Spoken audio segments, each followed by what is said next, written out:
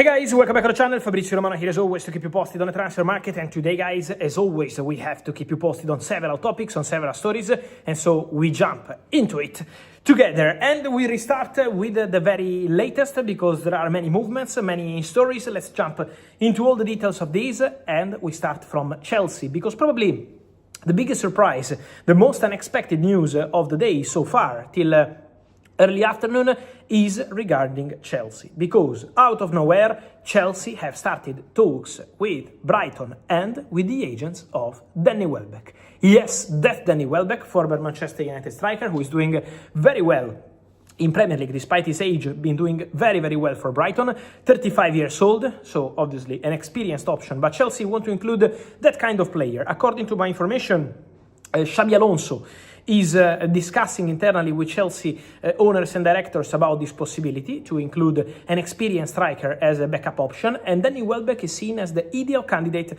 for this opportunity. So Chelsea keen on Danny Welbeck. It's a serious possibility. The understanding is that the player is keen on the move, so Danny Welbeck is aware of Xabi Alonso mentioning his name as a possibility, and Danny Welbeck would like to go to Chelsea. So it's a serious chance, a serious possibility to see Danny Welbeck as new Chelsea striker in this summer transfer window, with some consequences, because there are some players that Chelsea no longer consider untouchable. For example, for Liam Delap, if there is a good proposal, Chelsea could be open to let him go. The player still wants to fight for his place at Chelsea, but Chelsea would open doors to an exit in this summer transfer window. Emmanuel Emega joined Chelsea this summer, but also for him there is a possibility to go in case of a good proposal. So there might be movement around these two strikers in the next weeks, and Chelsea see Danny Welbeck as a concrete, serious possibility up front for them. More to mention about Chelsea and also about this situation is forget about João Pedro. Once again, around Barcelona, I wanted to clarify something. Now, obviously, for Julián Alvarez, the situation for Barca is becoming difficult. Barcelona are aware of that. Atletico Madrid are not opening the doors to the exit of Julián, so Barca are still giving some time to Julián Alvarez, to his camp, to make something happen. But at this stage, Atletico Madrid insist that they will not sell Julián Alvarez to Barcelona, and so Barcelona have started considering alternative options. I know in Barcelona there have been reports of Barcelona maybe not signing any striker. I respect those reports because are coming from very good colleagues, good journalists, but according to my information, Barcelona are also exploring some alternative option. João Pedro is impossible. João Pedro is staying at Chelsea and is a crucial player for Chelsea. One name to watch in the next weeks of transfer window is Junior Kroupi, the striker from Bournemouth. Because according to my information, Barcelona opened talks with people close to Kroupi and spoke also to Bournemouth about Kroupi as a possibility up front. So Barcelona took some information and made some calls to understand the situation. He's a player they appreciate. So for sure the name of Kroupi is a name to keep under consideration for Barca.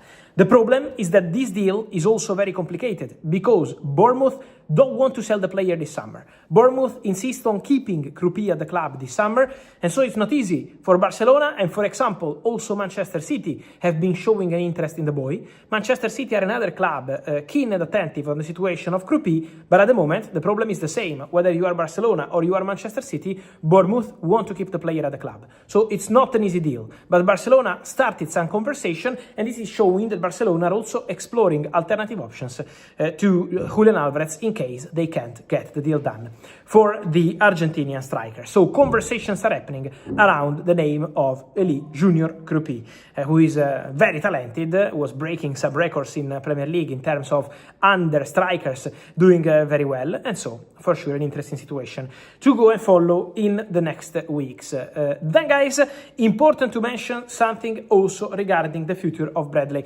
Barcola. I told you guys this story, it's been here on my videos for a long time, in April, in May, in June, in July, and it remains a daily topic because Liverpool are working on this deal for Barcola. But let me clarify one thing. Don't expect a breakthrough in hours. So today is not the Barcola day. It's going to take time to have negotiations and discussions. What I can confirm and explain today is that the player, Bradley Barcola, is very open and keen on Liverpool move. Barcola is attracted by the project, Barcola is attracted by the club, Barcola believes that Liverpool could be the perfect option for his future. But Barcola can't control anything on the club-to-club negotiation. And obviously, Paris Saint-Germain, after losing Yan Diomande, even financially, to let Bradley Barcola go would ask for important money.